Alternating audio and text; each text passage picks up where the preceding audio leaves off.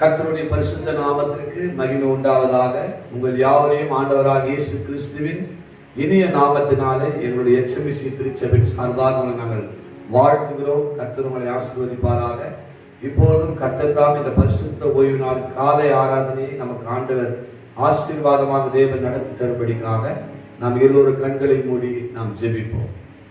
மகா இரக்கமும் கிருபையும் அன்பும் நிறைந்த பரிசுத்தமுள்ள பரலோக பிதாவே, ஆண்டவராக இயேசு கிறிஸ்துவே, பரிசுத்த ஆவியானவரே, உம்மை நாங்கள் ஸ்தோத்திரிக்கிறோம், துதிக்கிறோம், உமது நாமத்தை நாங்கள் மகிமைப்படுத்துகிறோம். இந்த மனமகிழ்ச்சியான இந்த பரிசுத்த ஓய்வு நாள் காலை வேளையிலே எங்கள் எல்லாரையும் கூட்டி சேர்த்து உம்மை துதிக்கவும், உமக்கு ஆராதனை செய்யவும் நீ கொடுத்த கிருபைக்காக உமக்கு நாங்கள் நன்றி செலுத்துகிறோம். கர்த்தர் தாம் இந்த ஆராதனை பொறுப்பேற்று நடத்துவீராக. துவக்கம் முதல் முடிகிற வரைக்கும் ஆவியானவர் எங்கள் மத்தியில் ஆசீர்வதிப்பாராக. இன்றைக்கு பாடப்படுகிற ஒவ்வொரு பாடல் மூலமாக உமது நாமம் மகிமைப்படுவதாக. ஆராதனை வேளையிலேயே உமது ஆவியானுடைய அபிஷேகமும் ஆசீர்வாதங்களும் இதை பார்க்கிற கேட்கிற ஒவ்வொரு பிள்ளைகள் மீதும் இறங்கி வரட்டும் என்று நான் ஜெபிக்கிறேன். தேவ செய்திக்காக நாங்கள் ஜெபிக்கிறோம். போதகரை மறைத்துக் கொள்ளும். எங்கள் ஒவ்வொருவரோடு நீர் பேசுவீராக. இந்த காலை ஆராதனை எல்லாருக்கும் ஆசீர்வாதமாக கர்த்தர் கிருபை தருவீராக. அப்படி செய்து உமது நாமத்தை நீர் மகிமைப்படுத்தும். இயேசுவின் மூலம் வேண்டிக் கொள்கிறோம் ஜீவனுள்ள நல்ல பிதாவே, ஆமென். கர்த்தருடைய பரிசுத்த நாமத்துக்கு ஸ்தோத்திரம். இந்த காலவேளையில் ஒரு சில பாடல்களை நாம் பாடி தேவ நாமத்தை நாம் மகிமைப்படுத்த போகிறோம். நம்முடைய தேவன் ஆராதனைக்குரியவர். அவர் ஒருவரே ஆராதனைக்கும் துதிக்கும் கனத்துக்கும் பாத்திரராக இருக்கிறார். தேவ பிள்ளைகள் ஒன்று சேர்ந்து நாம் ஆராதிக்கும் போது தேவனுடைய நாமம் மகிமைப்படுகிறது. அப்போது கர்த்தருடைய ஆசீர்வாதம் நம் ஒவ்வொருவருக்கும் இறங்கி வருகிறது. முதல் பாடலாக அற்புத இயேசு ராஜனே, உத்தம மணாளனே, நீரே என் ஆறுதல், இந்த பாடலை பாடி கர்த்தருடைய நாமத்தை நாம் மகிமைப்படுத்துவோம்.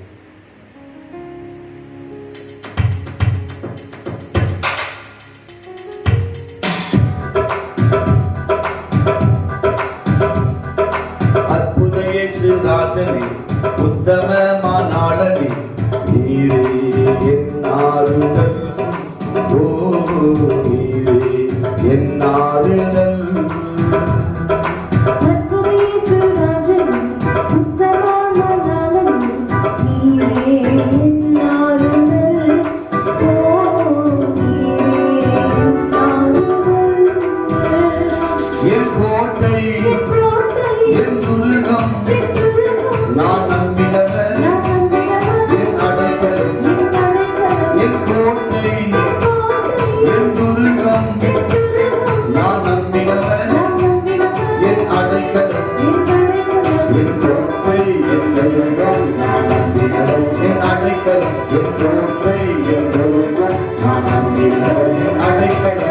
அற்புத இயேசு ராஜனே, உத்தம மணாளனே, நீரே என் ஆறுதல், ஓ நீரே என் ஆறுதல்.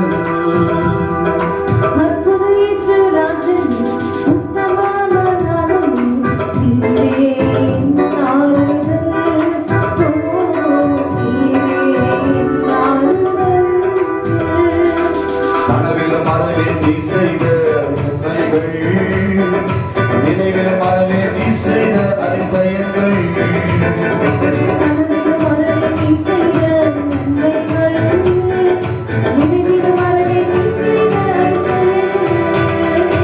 என் ராஜா, என் ரோஜா, என் தெய்வம், என் இயேசு, என் ராஜா, என் ரோஜா, என் தெய்வம், என் இயேசு, என் ராஜா, என் ரோஜா, என் தெய்வம், என் இயேசு, என் ராஜா, என் ரோஜா, என் தெய்வம், என் இயேசு. அற்புத இயேசு ராஜனே, உத்தம மணாளனே, நீரே என் ஆறுதல், ஓ நீரே என் ஆறுதல்.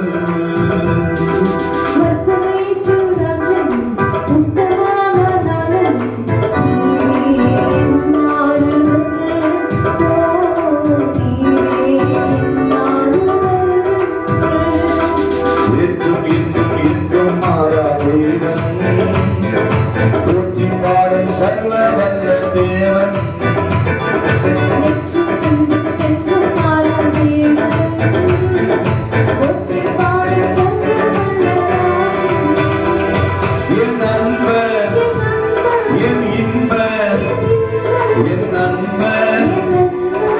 இயேசு என் நண்பர், என் இன்பர், என் நண்பர், என் இயேசு என் நண்பர், என் நண்பர், என் இயேசு என் நண்பர், என் இன்பர், என் நண்பர், என் இயேசு. அற்புத இயேசு ராஜனே, உத்தமமானாளனே,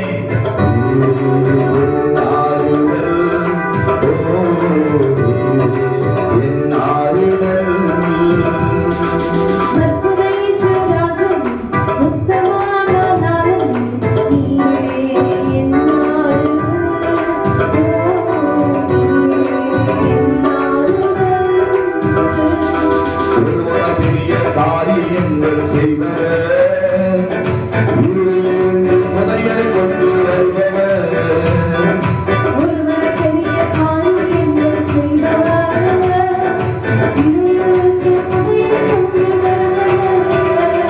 நீ பெரியவர், துதிக்கு பாத்திரர், எனக்கு உரியவர், என் இயேசு.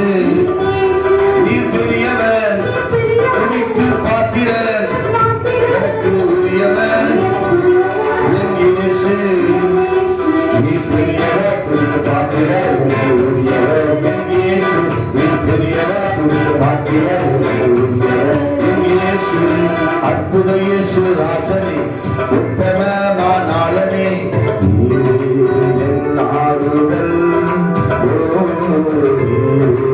என் ஆறுதல்.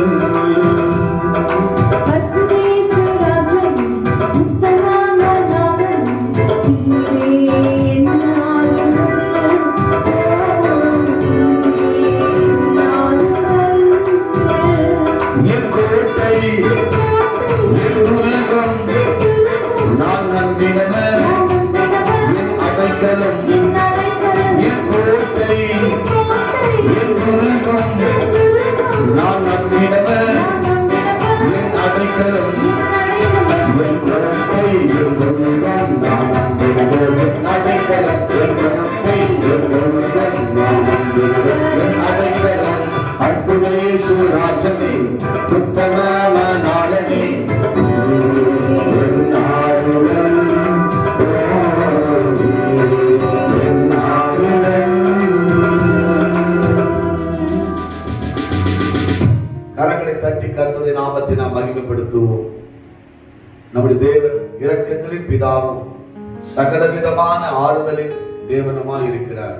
2 கொரிந்தியர் 1:3 இதை சொல்லுகிறது.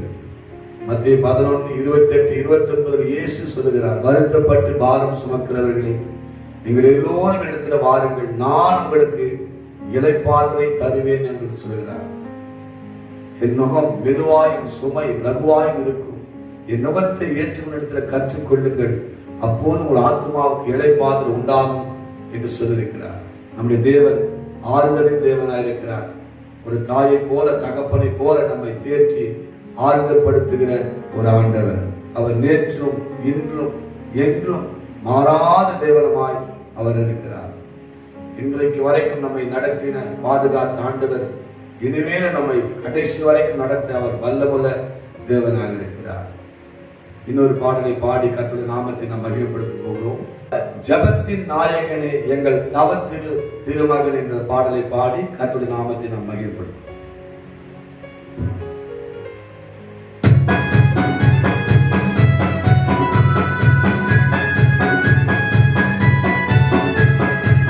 ஜபத்தின் நாயகனே எங்கள் தவ திருமகனே,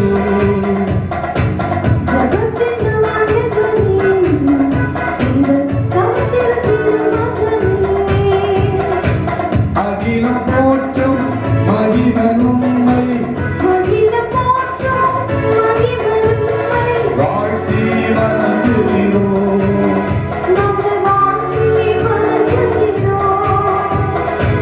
ஜபத்தின் நாயகனே எங்கள் தவ திருமகனே,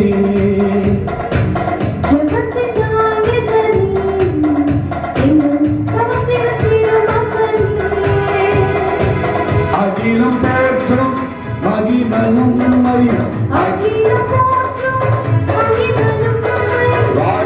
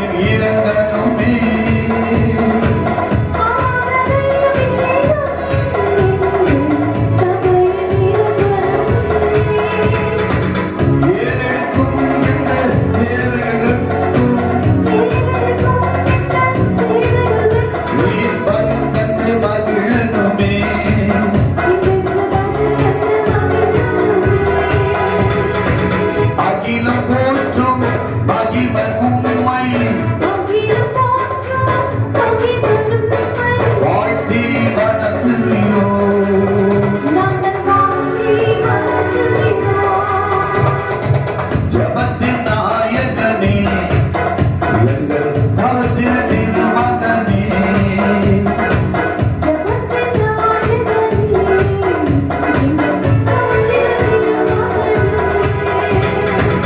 அகிலம் போற்றும் மகிமனும்மை அகிலம் போற்றும் மகிமனும்மை வாழ்த்தி வணங்குகிறோம் நாங்கள் வாழ்த்தி வணங்குகிறோம் வாழ்த்தி வணங்குகிறோம் நாங்கள் வாழ்த்தி வணங்குகிறோம். கரங்களை தட்டி கர்த்தருடைய நாமத்தை நாம் மகிமைப்படுத்துவோம். நீதிமான்களை கூப்பிடுவதற்கு அவருடைய செவிகள் திறந்திருக்கிறது. நம்முடைய ஆண்டவர் நம்முடைய ஜெபத்தை கேட்டு நமக்கு பதில் கொடுக்கிற ஆண்டவர். நாம் ஜெபிப்பதற்கு முன்பதாகவே அவர் பதிலை ஆயத்தமாக்கி இருக்கிறார். தானியேலை பார்த்து ஆண்டவர் சொன்னார், தானியேலே நீ எனக்கு மிகவும் பிரியமானவன், நீ வேண்டிக் கொள்ள தொடங்கின பொழுதே காரியம் வெளிப்பட்டது என்று சொல்லி நாம் என்னென்ன தேவ சமூகத்திலே நாம் ஜெபிக்கிறோமோ எல்லா ஜெபத்தையும் கேட்டு அவருக்கு சித்தமானபடி நமக்கு பதில் தந்து நம்மை மகிழ பண்ணுகிற தேவன். நம்முடைய ஆண்டவருக்கு ஒரு பெயர் உண்டு, அவர் ஜெபத்தை கேட்கிற தேவன், ஜெபத்தை கேட்டு பதில் தருகிற தேவன். அப்படிப்பட்ட தேவன் நம்ம இருக்கிறபடினாலே நாம் பயப்பட வேண்டியதில்லை, நாம் கலங்க வேண்டியதில்லை. ஒவ்வொரு ஞாயிற்றுக்கிழமை வேளையிலே அவர் வருகை சம்பந்தப்பட்டதான வரிகள் கொண்ட பாடல்களை பாடுவது உண்டு. இன்றைக்கு ஒரு பழைய பாடல், எல்லாருக்கும் தெரிந்த ஒரு பாடலை பாடப் போகிறோம். அந்த பாடலிலே அவருடைய வருகை குறித்துதான ஒரு சரணம் இருக்கிறது. அந்த பாடலை பாடி கர்த்தருடைய நாமத்தை மகிமைப்படுத்த போகிறோம். மகிழ்வோம் மகிழ்வோம். இந்த பாடலை பாடி கர்த்தருடைய நாமத்தை நாம் மகிமைப்படுத்த போகிறோம்.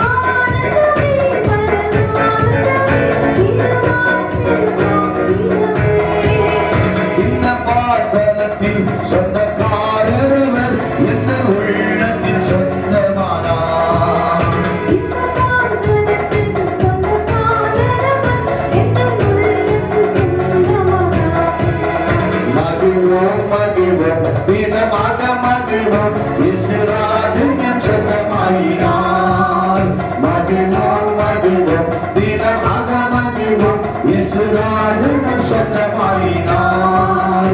இந்த பாதலத்தில் சொந்தக்காரர் இந்த உள்ளத்தில் சொந்தமானார். இந்த பாதலத்தில் சொந்தக்காரர் இந்த உள்ளத்தில் சொந்தமானார். கரங்களை தட்டி கர்த்தருடைய நாமத்தை நாம் மகிமைப்படுத்துவோம். அவர் வரும் நாளிலே என்னை கரம் அசைத்து அன்பாய் என்னை கூப்பிட்டு சேர்த்துக் கொள்வார். நான் அவர் சமூகத்திலே அங்கே அந்த மத்திய ஆகாயத்திலே அவருடனே ஆடி பாடியே நான் மகிழ்ந்திருப்பேன் என்றுதான் ஒரு ஆவலோடு மணவாட்டி சபை காத்திருக்கிறது. இயேசு பரலோகத்துக்கு எப்படி எழுந்தள்ளி போனாரோ அதே போல இயேசு கிறிஸ்து திரும்பவும் அவர் வரப்போகிறார். மணவாட்டி சபையாகிய நம்மை அவர் மத்திய ஆகாயத்தில் கொண்டு போய் அங்கே அவருடனே ஆடி பாடி மகிழ்ந்திருக்க கர்த்தர் நமக்கு கிருபை தரப்போகிறார்.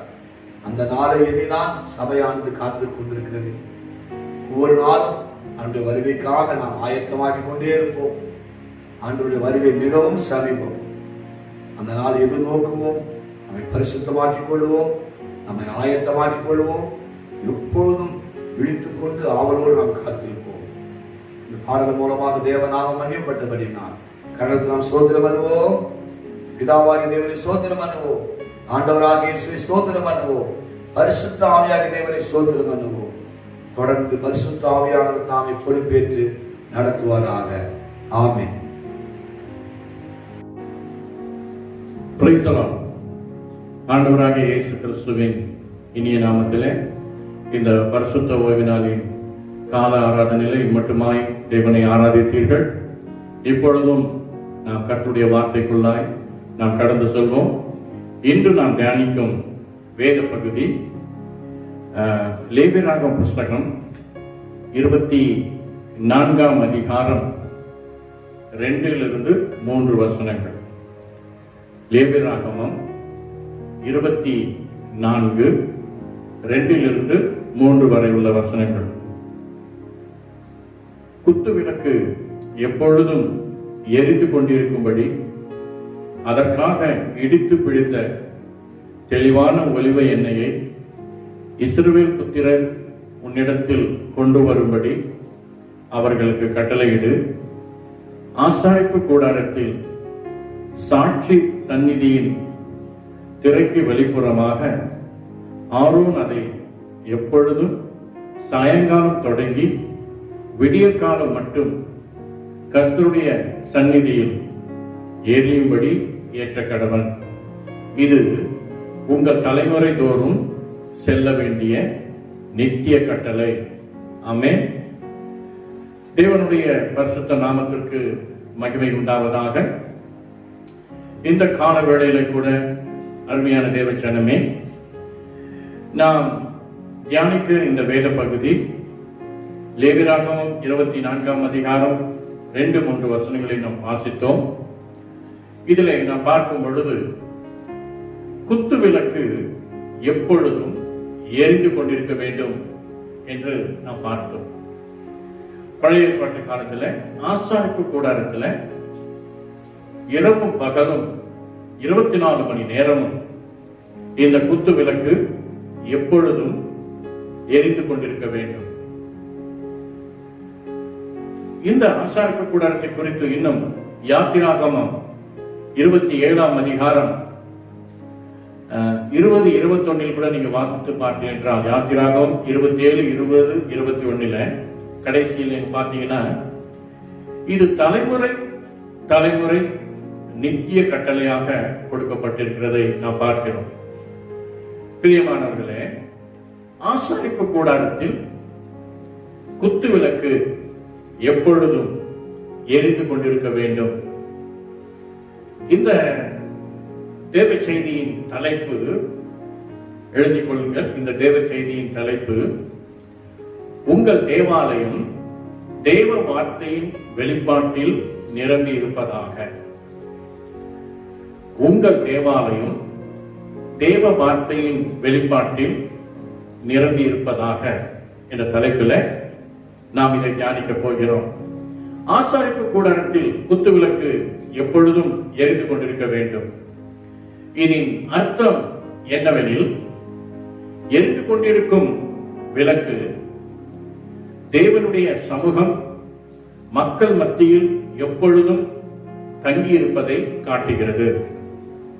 அது மட்டுமல்ல, இஸ்ரவேல் மக்கள் தேவனுடைய ஒளியினாலும் ஜீவனாலும் பிரசனத்தினாலும் நிரப்பப்படுதலை இது குறிக்கிறது. இந்த குத்து விளக்கு தொடர்ந்து எரிந்து கொண்டு இருக்க வேண்டும் என்றால் இதிலே மக்களுடைய ஒத்துழைப்பும் கீழ்ப்படிதலும் மிகவும் அவசியம் என இந்த வேத பகுதிகள் நமக்கு குறிப்பிடுகிறது. எனவே பிரியமானவர்களே, பழைய ஏற்பாட்டில் ஆசாரிப்பு கூடாரத்தில் குத்து விளக்கு இரவும் பகலும் தொடர்ந்து எரிந்து கொண்டே இருக்க வேண்டும். இந்த காலங்களிலே கூட நாம் இதனை புதிய ஏற்பாட்டில ஒப்பிட்டு நாம் பார்க்க இருக்கிறோம். புதிய ஏற்பாட்டில அப்போஸ்தலர் 7ஆம் அதிகாரம் 48ஆம் வசனத்தை நீங்கள் வாசித்து பார்க்க என்றால், உன்னதமானவர் கைகளினால் கட்டப்பட்ட ஆலயங்களில் வாசமாய் இரார் என்று இந்த வேத பகுதி குறிப்பிடுகிறதை நாம் பார்க்கிறோம். ஆகவே பிரியமானவர்களே, கட்டிடமாகிய தேவாலயத்தில் கர்த்தர் வாசம் பண்ணுவதில்லை என்று தெரிகிறது. எனவே தான் இயேசு கிறிஸ்து ஊழியம் செய்த நாட்களிலே யோவான் 2ஆம் அதிகாரம் 19 21 வசனங்களை நீங்கள் வாசித்து பார்க்க என்றால், ஆண்டவராகிய இயேசு கிறிஸ்து சரீரமாகிய ஆலத்தை குறித்துதான் அவர் அதை குறிப்பிட்டுள்ளார். நான் அதை வாசிக்கிறேன். யோவான் 2ஆம் அதிகாரம் 19-21 நீங்க பார்த்தீங்க என்றால், இயேசு அவர்களுக்கு பிரதியுத்தரமாக, இந்த ஆலயத்தை இடித்து போடுங்கள், 3 நாளைக்குள்ளே அதை எழுப்புவேன் என்றார். அப்பொழுது யூதர்கள், இந்த ஆலயத்தை கட்ட 46 வருஷம் சென்றதே, நீ இதை 3 நாளைக்குள்ளே எழுப்புகிறோ என்றார்கள். அவரோ தம்முடைய சரீரமாகிய ஆலயத்தை குறித்து பேசினார் என்று இந்த வேத பகுதி சொல்கிறது. ஆம் பிரியமானவர்களே, ஆண்டவராகிய இயேசு கிறிஸ்து நம்முடைய சரீரமும் ஒரு ஆலயம் என்கிறார். வேதத்தில் நீங்கள் எடுத்துக் கொள்ளுங்கள். 1 கொரிந்தியர் 3ஆம் அதிகாரம் 16ஆம் வசனம் எழுதிக் கொள்ளுங்கள். 1 கொரிந்தியர் 3:16 மற்றும் 1 கொரிந்தியர் 6:19 நீங்க பார்த்தீங்கன்னா, நான் வாசிக்கிறேன். 16ஆம் வசனத்துல 1 கொரிந்தியர் 3:16, நீங்கள் தேவனுடைய ஆலயமாய் இருக்கிறீர்கள் என்றும் தேவனுடைய ஆவி உங்களில் வாசமாய் இருக்கிறார் என்றும் அறியாதிருக்கிறீர்களா என்று நாம் பார்க்கிறோம். 1 கொரிந்தியர் 6:19 பார்த்தீங்கன்னா, உங்கள் சரீரமானது நீங்கள் தேவனாலே பெற்றும் உங்களில் தங்கி இருக்கிற பரிசுத்த ஆவியினுடைய ஆலயமாய் இருக்கிறது என்றும் நீங்கள் உங்களுடையவர்கள் அல்ல என்றும் அறியீர்களா என்று இந்த வேத பகுதி குறிப்பிடுகிறதை நாம் பார்க்கிறோம். தேவனுடைய பரிசுத்த நாமத்திற்கு மகிமை உண்டாவதாக. நம்முடைய சரீரமே தேவனுடைய ஆலயம். ஆகவே இந்த வேத பகுதியின்படி நாம் பார்க்கும் பொழுது, நம்முடைய சரீரமாகிய தேவாலயத்தில் குத்து விளக்காகிய நம்முடைய ஆவி பரிசுத்த ஆவியானுடைய வெளிச்சத்தில் நிறைந்திருக்க வேண்டும். அல்லேலூயா. ஒருவேளை உங்களுக்கு புரியாம இருக்கலாம், நான் மறுபடியும் சொல்றேன். நம்முடைய சரீரமாகிய தேவாலயத்தில் குத்து விளக்காகிய நம்முடைய ஆவி பரிசுத்த ஆவியானுடைய வெளிச்சத்தில் நிறைந்திருக்க வேண்டும். நீங்கள் வேதத்தில் நீங்க பார்த்தீர்கள் என்றால், நீதிமொழிகளின் புத்தகம் 20ஆம் அதிகாரம் 27 நீங்கள் பார்த்தீர்கள் என்றால், நமது ஆவி கர்த்தர் தந்த தீபம் என்று இதனை குறிப்பிடுகிறதை நாம் பார்க்கிறோம். 1 யோவான் 2ஆம் அதிகாரம் 27ஆம் வசனத்திலே, 1 யோவான் 2ஆம் அதிகாரம் 27ஆம் வசனத்திலே நீங்கள் பார்த்தீர்கள் என்றால், நான் வாசிக்கிறேன். நீங்கள் அவராலே பெற்ற அபிஷேகம் உங்களில் நிலைத்திருக்கிறது, ஒருவர் உங்களுக்கு போதிக்க வேண்டுவதில்லை. இந்த அபிஷேகம் சகலத்தை குறித்து உங்களுக்கு போதிக்கிறது, அது சத்தியமாக இருக்கிறது, பொய்யல்ல. அது உங்களுக்கு போதித்தபடியே அவரில் நிலைத்திருப்பீர்களாக என்று இந்த வேதவசனம் சொல்கிறது. ஆகவே பரிசுத்த ஆவியானவர் நமக்குள் அபிஷேக தைலமாக ஊற்றப்பட்டுள்ளார் என்று இந்த வேத வசனத்தின்படி பார்க்கிறோம். தேவனுடைய பரிசுத்த நாமத்திற்கு மகிமை உண்டாவதாக. எனவே பிரியமானவர்களே, நமது ஆவி பரிசுத்த ஆவியானவரால் எப்பொழுதும் எரிந்து கொண்டே இருக்க வேண்டும். பழைய ஏற்பாட்டில் ஆசாரிய கூடாரத்துல குத்து விளக்கு இரவும் பகலும் எரிந்து கொண்டே இருக்க வேண்டும். அதே போல ஆவியிலே மறுபடியும் பிறந்த நாம், நம்முடைய ஆவி பரிசுத்த ஆவியானவரால் எப்பொழுதும் எரிந்து கொண்டே இருக்க வேண்டும். அப்பொழுது இந்த குத்து விளக்காக நம்முடைய ஆவியில் தீர்க்க தரிசன வெளிச்சம் புறப்படும். இதை நான் உங்களுக்கு விளக்கி சொல்ல விரும்புகிறேன். நீங்கள் வேதத்திலே வேண்டுமென்றால் யோவான் 5ஆம் அதிகாரம் 35 நீங்கள் பார்த்தீர்கள் என்றால் இதில் யோவான் ஸ்தானங்களை குறித்து குறிப்பிடப்பட்டுள்ளது. யோவான் இங்கே எரிந்து பிரகாசிக்கிற விளக்காய் இருந்தான் என்று சொல்லப்பட்டிருக்கிறது. இங்க கவனிங்க, யோவான் எரிந்து பிரகாசிக்கிற விளக்காய் இருந்தான். இதை நீங்கள் மத்தேயு 14ஆம் அதிகாரம் 5ஆம் வசனத்தை எடுத்துக்கொள்ளுங்கள். மத்தேயு 15:5 நீங்கள் பார்த்தீர்கள். மத்தேயு 14:5 மத்தேயு 14:5 அதிலே சொல்லப்பட்டிருக்கிறது, அவன் ஒரு தீர்க்கதரிசி என்று ராஜா முதற்கொண்டு அவனை அறிந்து கொண்டிருந்தார்கள் என்று அதில் குறிப்பிடுகிறதை நாம் பார்க்கிறோம். ஆகவே ஒரு எரிந்து பிரகாசிக்கிற மனிதனாக மட்டுமல்ல, அவன் ஒரு தீர்க்கதரிசியாக, தீர்க்க தரிசனத்தை பெற்றவனாக இங்கே யோவான் ஸ்தானங்கள் குறிப்பிடுகிறதை நாம் பார்க்கிறோம். தேவனுடைய பரிசுத்த நாமத்திற்கு மகிமை உண்டாவதாக. இதே யோவான் 5ஆம் அதிகாரம் 35 நீங்கள் பார்த்தீர்கள். யோவான் 5:35 யோவானுடைய விளக்கின் வெளிச்சத்தினால் அநேக களிகூற மனதாய் இருந்தார்கள் என்று 5:35 குறிப்பிடப்பட்டுள்ளது. இதன் அர்த்தம் என்ன? அநேக களிகூற மனதாய் இருந்தார்கள். இதனுடைய அர்த்தம், தீர்க்க தரிசனம் வரம் உள்ளவர்கள் மூலமாக அநேக ரட்சிக்கப்பட்டு கர்த்தர் பக்கம் திரும்புவார்கள் என்று அர்த்தமா? தேவனுடைய பரிசுத்த நாமத்திற்கு மகிமை உண்டாவதாக. பிரியமானவர்களே, மத்தேயு 25ஆம் அதிகாரம் 8ஆம் வசனத்தில் நீங்கள் பார்த்தீர்கள் என்றால், கடைசி நாட்களில் அநேகருடைய ஆவி, அதாவது குத்து விளக்கு அணையும் என்று இந்த வேத பகுதி நமக்கு எச்சரிக்கிறதை நாம் பார்க்கிறோம். தேவனுடைய பரிசுத்த நாமத்திற்கு மகிமை உண்டாவதாக.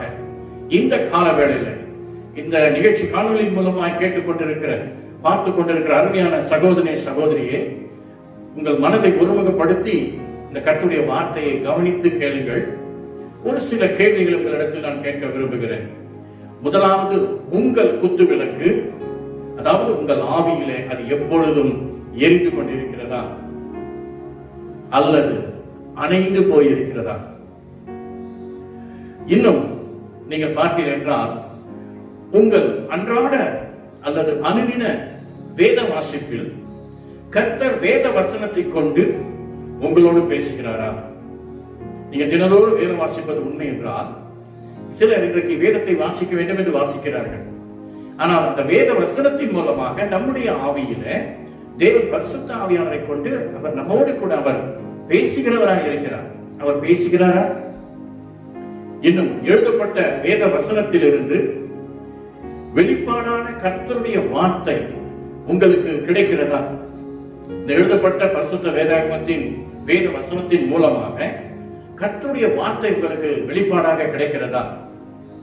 நீங்கள் வேதத்திலே பார்த்தீர்கள் என்றால் 1 சாமுவேல் 7ஆம் அதிகாரம் 12-13 பின் நேரங்களில் நீங்கள் குறித்துக் கொள்ளுங்கள், அதை தியானித்து வாசித்து பாருங்கள். 1 சாமுவேல் 7:12-13 7ஆம் அதிகாரம் 12-13 அதாவது வார்த்தையின் வெளிப்பாடில் இருந்தால் உங்களை எபினேசர் என்று கர்த்தர் பெயரிட்டு அழைக்கிறார். எபினேசர் என்றால் இம்மட்டும் உதவி செய்தார் என்று அவருக்கு பெயர். அதற்கு அர்த்தமா? அது மாத்திரமல்ல, 1 சாமுவேல் 4ஆம் அதிகாரம் 21-22 நீங்க பார்த்தீங்கன்னா வார்த்தையின் வெளிப்பாடு இல்லாதிருப்பின் உங்களை இகபோத் என்று அழைக்கிறார். ஆகவே வார்த்தையின் வெளிப்பாடு இருந்தால் எபினேசர் என்று பெயரிட்டு அழைக்கப்படுகிறோம். வார்த்தையின் வெளிப்பாடு இல்லாதிருந்தால் நாம் இகபோத் என்று அழைக்கப்படுகிறோம். இன்றைக்கு தேவனுடைய தேவச்சனமாக நாம் எபினேசராக அழைக்கப்படுகிறோமா, இகபோத்தாக இருக்கிறோமா? பிரியமானவர்களே, இந்த வேத பகுதி நல்லா கவனிங்க. சாமுவேல் தீர்க்கதரிசியை குறித்து நான் சொல்ல விரும்புகிறேன். நீங்கள் வேதத்தில் 1 சாமுவேல் 3ஆம் அதிகாரம் 21ஆம் வசனத்தில் நீங்கள் பார்த்தீர்கள் என்றால், வேதத்தின்படி சாமுவேலுக்கு ஆயுள் முழுவதும் தேவனுடைய வார்த்தையின் வெளிப்பாடு கிடைத்துக் கொண்டே இருந்தது என்று இந்த வேத பகுதியில நாம் பார்க்கிறோம். தேவனுடைய பரிசுத்த நாமத்திற்கு மகிமை உண்டாவதாக. இன்னும் நீங்கள், நான் அந்த வேத பகுதியை வேணும் நான் வாசிக்கிறேன். 1 சாமுவேல் 3ஆம் அதிகாரம் 21ஆம் வசனம். கர்த்தர் பின்னும் சீலோவிலே தரிசனம் தந்தருளினார். கர்த்தர் சீலோவிலே தம்முடைய வார்த்தையினாலே சாமுவேலுக்கு தம்மை வெளிப்படுத்தினார். தேவனுடைய பரிசுத்த நாமத்திற்கு மகிமை உண்டாவதாக. 1 சாமுவேல் 3:21 படி சாமுவேலுக்கு ஆயுள் முழுவதும் தேவனுடைய வார்த்தையின் வெளிப்பாடு கிடைத்துக் கொண்டே இருந்தது. இதை நாம் கொஞ்சம் கூர்ந்து கவனிக்கணும். இதை எப்படி என்று நீங்கள் வேதத்தில் நீங்க பார்த்தீர்கள் என்றால், முதலாவது இப்பொழுது நான் வாசித்தமல்ல 1 சாமுவேல் 3:21, 1 சாமுவேல் 4:1 இந்த 2 வசனங்களை நீங்க பார்த்தீர்கள் என்றால், முதலாவது எதிர்காலத்தை குறித்த வெளிப்பாடு சாமுவேலுக்கு கிடைத்தது. இரண்டாவதாக 1 சாமுவேல் 3ஆம் அதிகாரம் 11-12 வசனங்களிலே, 1 சாமுவேல் 3ஆம் அதிகாரம் 11-12 ஏலியின் குடும்பத்திற்கு என்ன சம்பவிக்கும் என்று வெளிப்பாடு கிடைத்தது. மூன்றாவதாக சாமுவேலுக்கு 1 சாமுவேல் 9ஆம் அதிகாரம் 15ஆம் வசனத்தில் சவுலை ராஜாவாக்க வேண்டும் என்ற வெளிச்சம் கிடைத்தது. நான்காவதாக 1 சாமுவேல் 13-14 படி தாவீது ராஜாவாக எழுவான் என்ற வெளிப்பாடும் கிடைத்தது. தேவனுடைய பரிசுத்த நாமத்திற்கு மகிமை உண்டாவதாக. உங்கள் சரீரம் தேவனுடைய ஆலயம். இந்த ஆலயம் அதாவது தேவனுடைய வார்த்தையின் வெளிப்பாட்டால் நிரம்பியிருக்க வேண்டும். இதைதான் நான் தேவ செய்தியின் தலைப்பாக கொடுத்திருந்தேன். நம்முடைய தேவாலயம் அதாவது நம்முடைய ஆவியில ஜீவனுள்ள தேவனுடைய வார்த்தையின் வெளிப்பாட்டினால் நாம் நிரம்பி இருக்க வேண்டும். இன்றைக்கு பாருங்க, சாமுவேல் ஒரு தீர்க்கதரிசி. அவர் தன்னுடைய அதாவது தேவனுடைய வார்த்தையின் வெளிப்பாட்டை அவர் ஆயுள் முழுவதும் அவருக்கு கிடைத்துக் கொண்டே இருந்தது. எதிர்காலத்தை குறித்த வெளிப்பாடு, ஏலியின் குடும்பத்தை குறித்த வெளிப்பாடு, சவுலை குறித்த வெளிப்பாடு, தாவீதை குறித்த வெளிப்பாடு. இந்த நாட்களில தேவன் ஜீவனுள்ள தேவனுடைய ஆலயமாக நம்முடைய சரீரத்தில் தேவ வார்த்தையின் வெளிப்பாட்டால் தேவன் உங்களை என்னையும் நிரப்பியிருக்கிறார். ஆகவே இன்றைக்கு அநேக கர்த்தருடைய பிள்ளைகள் மிகவும் குழம்பிக் கொண்டிருக்கிறார்கள். காரணம் என்ன? சரியானபடி அவருடைய ஆவியில் குத்து விளக்கு எரிந்து கொண்டிருக்கவில்லை. அநேகருடைய குத்து விளக்கு அணைந்து போயிருக்கிறது. எனவே தான் ஒரு எதிர்காலத்தை குறித்த ஒரு வெளிப்பாடு கிடையாது, குடும்பத்தை குறித்த ஒரு வெளிப்பாடு கிடையாது, ஊழியத்தை குறித்த ஒரு வெளிப்பாடு கிடையாது, ஆலயத்தை குறித்த ஒரு வெளிப்பாடு இல்லாமல் அனலுமின்றி குளிருமின்றி வெதுவெதுப்பான ஒரு வாழ்க்கையை வாழ்ந்து கொண்டிருக்கிறதை நாம் பார்க்கிறோம். இந்த கால வேளையில் அருமையான தேவ ஜனமே, ஜீவனுள்ள தேவனுடைய ஆலயமாகிய நம்முடைய சரீரம் தேவ வார்த்தையின் வெளிப்பாட்டால் நிரம்பி இருந்தால் உங்கள் எதிர்காலத்தை குறித்தும் உங்கள் குடும்பத்தை குறித்தும் உங்கள் ஊழியத்தை குறித்தும் தெளிவான ஒரு வெளிப்பாடை நீங்கள் பெற்றுக் கொண்டிருப்பீர்கள். நீங்க எத்தனை பேர் எனக்கு தைரியமா சொல்ல முடியும், இந்த காரியங்கள் என் வாழ்க்கையில நான் பெற்றிருக்கிறேன் என்று சொல்ல முடியுமா? அதே போலதான் நாம் ஆராதிக்கிற ஆலயத்தில் இப்பொழுது ஆலயம் மூடப்பட்ட நிலைமையில் இருக்கிறது. நம்முடைய ஆலயம் திறந்து நாம் தேவனை ஆராதிக்கும் போது அருமையான தேவ சொன்னமே, நம்முடைய ஆலய ஆராதனையிலும் தீர்க்க தரிசனம் அசைவாட வேண்டும். இந்த குத்து விளக்காகிய நம்முடைய ஆவி பரிசுத்த ஆவியானுடைய விளக்காய் நமக்கு எரிந்து கொண்டிருக்கும் பொழுது தீர்க்க தரிசன அபிஷேகம் ஆராதனையில அசைவாட வேண்டும். இரண்டாவதாக, தேவ செய்தியின் மூலமாக தீர்க்க தரிசன வரம் செயல்படுகிறதை நாம் காண முடியும். இந்த தீர்க்க தரிசன வரத்தின் மூலமாக சபை பக்தி விருத்தி அடைகிறது. எத்தனை பேர் சொல்றீங்க, இன்னைக்கு தேவ செய்தி எனக்காக கர்த்தர் பேசினார், இந்த செய்தி மூலமாக எனக்கு உன்னோடு கூட பேசினார் என்று அநேகம் சொல்கிறதை நாம் பார்க்கிறோம். அருமையான தேவ ஜனமே, இந்த நான் மீண்டும் சொல்கிறேன், ஒருவேளை உங்களுக்கு புரியாமல் இருக்கலாம். ஜீவனுள்ள தேவனுடைய, அதாவது நம்முடைய ஆலயத்தில், ஆலய ஆராதனையில் தீர்க்க தரிசன அபிஷேகம் அசைவாட வேண்டும்.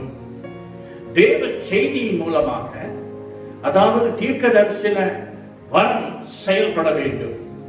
மூன்றாவதாக, தீர்க்க தரிசன வரத்தின் மூலமாக சபை பக்தி விருத்தி அடைய வேண்டும்.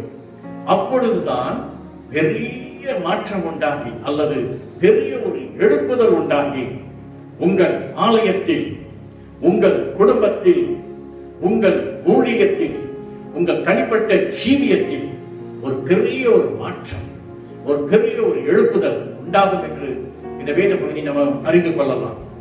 தேவனுடைய பரிசுத்த நாமத்திற்கு மகிமை உண்டாவதாக. இந்த லேவியராகமம் 24ஆம் அதிகாரம் 2-3 நாம் இன்றைக்கு தியானித்தோம். குத்து விளக்கு எப்பொழுதும் எரிந்து கொண்டே இருக்க வேண்டும். இந்த நாட்களில் நமது ஆவி பரிசுத்த ஆவியானவரால் எப்பொழுதும் எரிந்து கொண்டே இருக்க வேண்டும். ஆவியிலே அனலாயிருங்கள் என்று வேத பகுதி சொல்கிறதை நாம் பார்க்கிறோம். அப்பொழுது குத்து விளக்காகிய நம்முடைய ஆவியில் இருந்து தீர்க்க தரிசன வெளிச்சம் புறப்படும். ஆகவே தான் இன்றைக்கு வேலைக்கு போகணுமா, போகக்கூடாதா, எனக்கு எதிர்காலத்தை குறித்த ஒரு தெளிவான ஒரு வெளிப்பாடு இல்லாமல் அநேகம் வாழ்ந்து கொண்டிருக்கிறதை நாம் பார்க்கிறோம். இன்றைக்கு கர்த்தர் இந்த காலவேளையில் உங்களோடு கூட அவர் பேசிக் கொண்டிருக்கிறார். நம்முடைய ஆவியில் இருந்து தீர்க்க தரிசன வரம் வெளிப்படுகிறது. நீ கிறிஸ்துவுக்காய் எப்படி யோவான் எரிந்து பிரகாசிக்கிற விளக்காய் இருந்தால், அதே போல நாமும் இன்றைக்கு நம்முடைய ஆவி தேவனுக்கென்று பிரகாசமாய் எரிந்து கொண்டிருப்பது உண்மை என்றால், தீர்க்க தரிசன வரம் உன் எதிர்காலத்தை குறித்தும், உன் குடும்பத்தை குறித்தும், உன் பிள்ளைகளை குறித்தும், உன் ஊழியத்தை குறித்தும் திட்ட தெளிவாக கர்த்தர் வெளிப்படுத்துவார். இந்த கால வேளையில கூட அருமையான தேவ ஜனமே, இந்த நாளிலே கர்த்தர் இந்த வாக்குத்தத்த செய்தியின்படி உங்கள் ஒவ்வொருவரையும் ஆசீர்வதிப்பாராக. இன்றைய தலைப்பு, உங்கள் தேவாலயம் தேவ வார்த்தையின் வெளிப்பாட்டால் நிரம்பி இருப்பதாக என்று சொல்லப்பட்டிருக்கிறது. இன்றைக்கு இப்படிப்பட்ட ஒரு நிரம்பி வடிகிற இந்த நமக்கு கொடுக்கப்பட்ட நம்முடைய ஆவியில் இருந்து இப்படி தீர்க்க தரிசன வார்த்தை நிரம்பி இருக்கும் என்றால் நிச்சயமாக நாம் எதை குறித்தும் நாம் கலங்க வேண்டாம். 1989ஆம் ஆண்டு ஜனவரி 26ஆம் தேதி தேவனுடைய தீர்க்க தரிசன வார்த்தையை என் இருதயத்திலே நான் பெற்றுக்கொண்டேன். அது என் வாழ்க்கையில் அப்படியே நிறைவேறி இன்றும் நிறைவேறிக் கொண்டிருக்கிறது. அதே போல உங்களை அழைத்தவர் உண்மை அல்லவர்.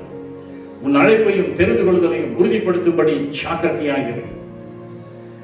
ஆகவே இந்த நாட்களிலே அருமையான தேவ ஜனமே, நமது ஆவி பரிசுத்த ஆவியானவரால் எப்பொழுதும் எரிந்து கொண்டே இருக்க வேண்டும்.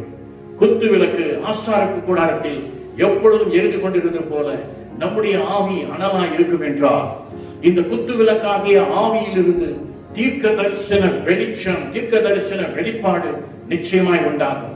எதை குறித்தும் நீ கலங்க வேண்டாம். எந்த இடத்துல நான் வேலை செய்யணும், எந்த வேலைக்கு நான் போகணும், என் பிள்ளைகளுடைய திருமண காரியங்கள், கர்த்தர் உங்களுக்கு வேண்டிய, அதாவது உங்களுக்கு எதிர்காலத்திலே உங்களுடைய தேவைகள், நான் என்ன ஊழியம் செய்ய வேண்டும், நான் இந்த காரியத்தில் எப்படி முடிவு எடுக்க வேண்டும், எதை குறித்து நாம் கலங்க வேண்டாம். நாம் செய்ய வேண்டிய ஒரு வேலை, நம்முடைய ஆவி பரிசுத்த ஆவியானவர் எப்பொழுதும் எரிந்து கொண்டிருக்க வேண்டும். இந்த தீர்க்க தரிசன வெளிப்பாடு தினந்தோறும் நமக்குள் கிடைத்துக் கொண்டே இருக்க வேண்டும். வேதத்தை வாசிக்கிறாயா? வேதத்தை நேசிக்கிறாயா? தினந்தோறும் நீ வாசிக்கும் பொழுது ஆண்டவர் அந்த தீர்க்க தரிசன வார்த்தையை உன் இருதயத்திலே போடுகிறார். இன்றையிலிருந்து சற்று நேரம் தியானியுங்கள். அந்த வார்த்தை உங்கள் எலும்புகளுக்குள் அனலாக மாறட்டும். அந்த ஜீவனுள்ள வார்த்தை தீர்க்க தரிசனமாக புலப்படட்டும். தேவன் நிச்சயமாக உன் எதிர்காலத்தை, உன் குடும்பத்தை குறித்து மற்றும் உங்கள் ஊழியத்தை குறித்து வெளிப்பாட்டை கொடுப்பார். இந்த கால வேளையிலே கூட தேவன் தாமே வாக்குத்தத்த செய்தியின்படி உங்கள் ஒவ்வொருவரையும் ஆசீர்வதிப்பாராக. May God bless you all. இந்த செய்தியின் மூலமாக உன் குத்து விளக்கு, உன் ஆவி எப்பொழுதும் எரிந்து கொண்டே இருக்கட்டும். இந்த தேசத்தில் நிலவுகிற இந்த சூழ்நிலை குறித்து கலங்காதீர்கள். ஏனென்றால் கர்த்தர் ஒரு வெளிப்பாட்டை கொடுத்திருக்கிறார். கர்த்தர் உங்கள் இருதயத்தில் தேவன் தம்முடைய பிள்ளைகளுக்கான வெளிப்பாட்டின், அதாவது ரகசியத்தை வெளிப்படுத்தி இருக்கிறார். தேவன் தாமே தீர்க்கதரிசியாகிய சாமுவேலுக்கு எதிர்காலத்தை குறித்தும் எல்லா காரியங்களை குறித்தும் அவர் வெளிப்பாட்டினை கொடுத்தார். ஆயுள் முழுவதும் நான் உனக்கு போதித்து நடக்க வேண்டிய வழியை காட்டுவேன் என்று சொன்னது போல கர்த்தர் கடைசி வரை அந்த தீர்க்க தரிசன வெளிப்பாடு உடையவராய் சாமுவேல் காணப்பட்டார். இந்த கால வேளையில கூட எதை குறித்தும் கலங்காதே. தேவ சமூகத்திலே காத்திரு. தேவன் உன் ஆவி எரிந்து கொண்டிருக்கிறதா, அணைந்து போயிருக்கிறதா என்று பார். இன்றையிலிருந்து உன் ஆவி அனல் மூட்டு. வேத வசனத்தை தியானி. வேத வசனத்துக்கு கீழ்ப்படி. வேத வசனத்தில் கர்த்தர் உன்னோடு கூட என்ன வார்த்தை பேசுகிறார் என்று குறித்து அதன்படி செயல்படு. நிச்சயமாக கர்த்தர் தம் ஜனத்தை நடத்தி போதித்து நடத்துகிறவராக இருக்கிறார். உன் எதிர்காலத்தை குறித்து, உன் வேலையை குறித்து, உன் குடும்பத்தை குறித்து, உன் ஊழியத்தை குறித்து நிச்சயமான ஒரு வெளிப்பாடு இருக்கும். ஆக எதை குறித்தும் கலங்காதீர்கள். கர்த்தர் தாமே இந்த வாக்குத்தத்த செய்தியின்படி இந்த காலங்களில உங்கள் ஒவ்வொருவரையும் ஆசீர்வதிப்பாராக. May God bless you all. இப்பொழுதும் ஒரு பாடல் ஒன்றை பாடி தேவனை நாம் ஆராதித்து நாம் முடிக்க இருக்கிறோம். தேவ சமூகத்திலே நாம் காத்திருப்போம். சிங்காசனத்தில் வீற்றிருக்கும் தேவனை நாம் ஆராதித்து கடைசியாக நாம் ஜெபித்து முடிக்க இருக்கிறோம்.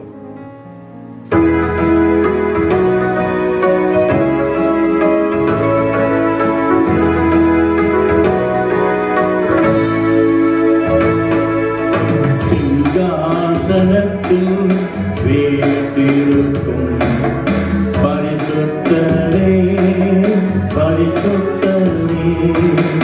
சிங்காசனத்தில் வீற்றிருக்கும் பரிசுத்தரே, பரிசுத்தரே.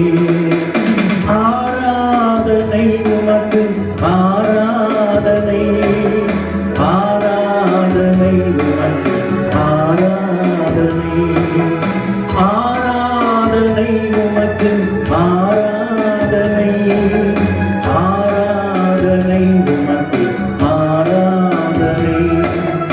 சேருவிகள், சேராவிகள் போற்றிடும் எங்கள் பரிசுத்தரே.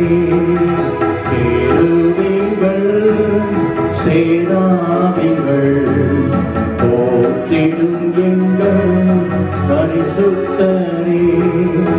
ஆராதனை உமக்கு, ஆராதனை, ஆராதனை உமக்கு, ஆராதனை, ஆராதனை உமக்கு, ஆராதனை, ஆராதனை உமக்கு, ஆராதனை. குத்து விளக்கின் மத்தியிலே லாவிடும் எங்கள் பரிசுத்தரே. குத்து விளக்கின் மத்தியிலே லாவிடும்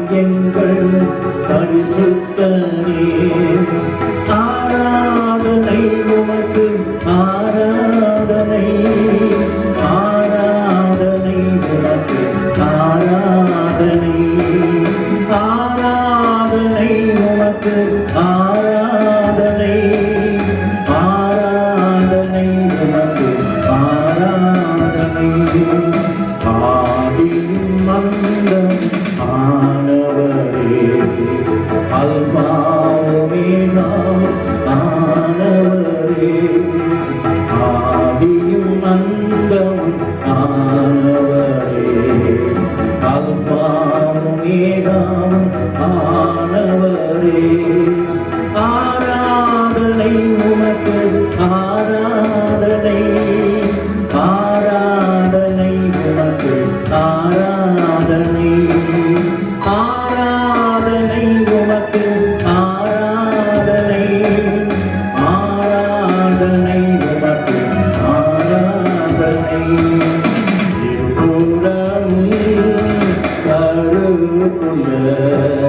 பட்டயத்தை கரங்கள் உடையவரே,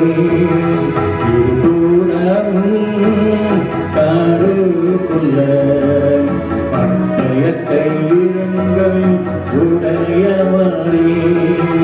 ஆராதனை உமக்கு, ஆராதனை, ஆராதனை உமக்கு, ஆராதனை, ஆராதனை உமக்கு, ஆராதனை, ஆராதனை உமக்கு, ஆராதனை.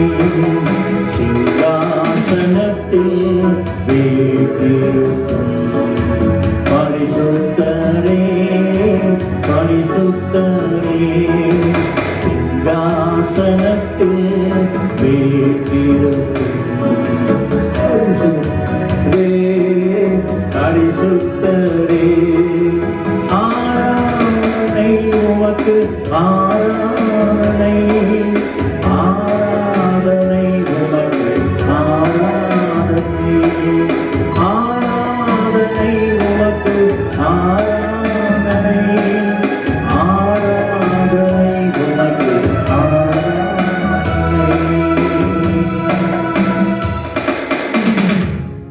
நாம் ஜெபிப்போம்.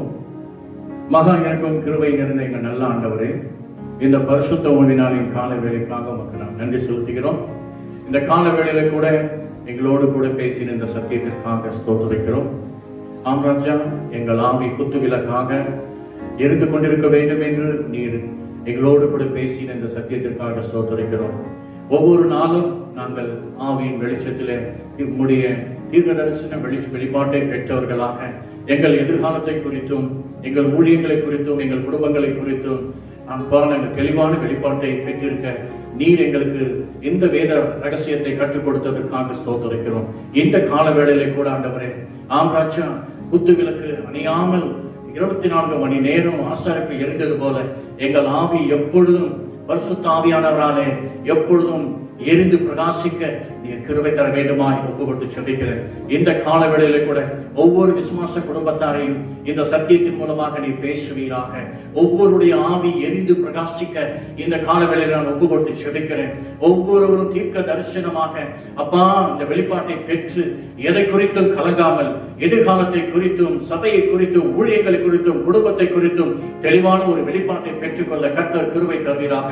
வேதத்தின் அதிசயங்களை காணபடி பிரகாசமுள்ள மனக்கண்களை அப்பா திறந்து விட தீர்க்க தரிசன வரம் ஒவ்வொருக்குள்ளும் கிரியை செய்யும்படியாய் ஒப்புக்கொண்டு செபிக்கிறேன். இந்த காலவெளியில இப்பொழுது தேசத்தில் நிலவிருந்த சூழ்நிலைகளில தேவ பிள்ளைகள் தெளிவான ஒரு வெளிப்பாட்டை பெற்று எதை குறித்தும் கலங்காமல் சோர்ந்து போகாமல் இந்த செய்திப்படி ஒவ்வொருவரையும் பலப்படுத்தினதற்காக ஸ்தோத்திரிக்கிறோம். வாக்குத்தத்தம் செய்தவர் உண்மையுள்ளவர். இப்பொழுது நீங்கள் ஆவியிலே நீர் அனலாக்கினதற்காக ஸ்தோத்திரிக்கிறோம். இன்றைக்கு கொடுத்த வெளிப்பாட்டின் மூலமாக திட்ட தெளிவாக தேவரீர் எங்கள் எதிர்காலத்தை குறித்து நாங்கள் கலங்காமல் தேவதாமே எங்கள் நியமிக்கப்பட்ட ஓட்டத்தில் ஓட தந்த கிருபைக்காய் ஸ்தோத்திரிக்கிறோம். ஆசீர்வதியும் பலப்படுத்தும். இந்த கால வேளையிலே கூட ஒவ்வொரு விசுவாச குடும்பத்தாரையும் இந்த வாக்குத்தத்த செய்தியின்படி ஆசீர்வதிப்பீராக. பலப்படுத்துங்க, வழி நடத்துங்க. மீட்பரும் இரட்சகருமான இயேசு கிறிஸ்துவின் இனிய நாமத்தில் கெஞ்சி மன்றாடுகிறோம் எங்கள் நல்ல பிதாவே. ஆமென், ஆமென். நம்ம எல்லாரும் சேர்ந்து சொல்லுவோம். என் ஆத்துமாவே கர்த்தரை ஸ்தோத்திரி, என் முழு உள்ளமே பரிசுத்த நாமத்தை ஸ்தோத்திரி. என் ஆத்துமாவே கர்த்தரை ஸ்தோத்திரி, அவர் செய்த சகல உபகாரங்களையும் மறவாதே. ஆமென், ஆமென். நம்முடைய கர்த்தராகிய இயேசு கிறிஸ்துவின் கிருபையும் பிதாவாகிய தேவனுடைய அன்பும் பரிசுத்த ஆவியானுடைய அந்யோன்ய ஐக்கியமும் இன்று மீண்டும் சதா காலங்களிலும் நம் அனைவரோடு கூட இருப்பதாக. ஆமென். God bless you. May God bless you all. கர்த்தர் இந்த கால வேளையில உங்கள் கொடுத்த தெய்வ செய்திப்படி உங்கள் ஆவியிலே அனலாயிருங்கள். உங்கள் ஆவி எப்பொழுதும் எரிந்து கொண்டே இருக்கட்டும். கர்த்தருடைய வெளிப்பாடுகளை பெற்றுக் கொள்ளுங்கள். எதை குறித்தும் கலங்காமல் கர்த்தர் தாமே இந்த செய்தி மூலமாய் உங்கள் ஒவ்வொருவரையும் ஆசீர்வதிப்பாராக. Price the Lord.